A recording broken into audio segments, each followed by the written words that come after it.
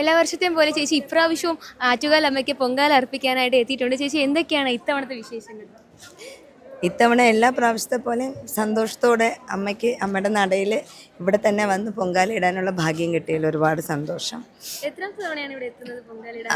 2000 മുതൽക്ക് ഇവിടെ തന്നെയാണ്, ഗൗരിവന്ദനത്തിൽ തന്നെയാണ് പൊങ്കാല ഇടുന്നത്. എന്താണെന്ന് നേദിക്കുന്നത് അമ്മയ്ക്ക് വേണ്ടിയിട്ട്? ഇന്ന് വെള്ളനേദ്യം, ശർക്കര പായസം, പിന്നെ ചെറുപയർ വിളയിച്ചത്.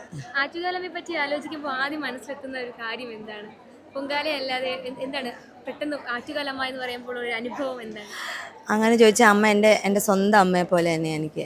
എന്നുവെച്ചാൽ കുഞ്ഞിലെ മുതലേ താലപ്പൊലി 3 വയസ്സ് മുതൽ 10 വയസ്സ് വരെ അമ്മ താലപ്പൊലി എടുപ്പിക്കുമായിരുന്നു. അത് കഴിഞ്ഞ് അമ്മയുടെ കൂടെ പൊങ്കാലയ്ക്ക് അമ്മയുടെ കൂട്ടത്തിൽ വരുമായിരുന്നു.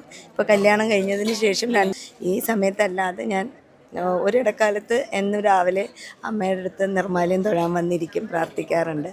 അതുകൊണ്ട് അമ്മ എപ്പോഴും കൂടെയുണ്ട്. അമ്മയുടെ മക്കളാണ് നമ്മൾ.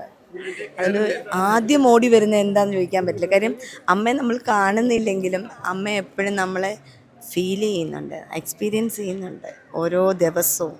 അമ്മയ്ക്ക് ഗ്രാറ്റിറ്റ്യൂഡ് മാത്രം കൊടുത്താൽ മതി, ബാക്കിയൊക്കെ നമ്മുടെ കാര്യം അമ്മ നോക്കിക്കോളും. സന്തോഷം.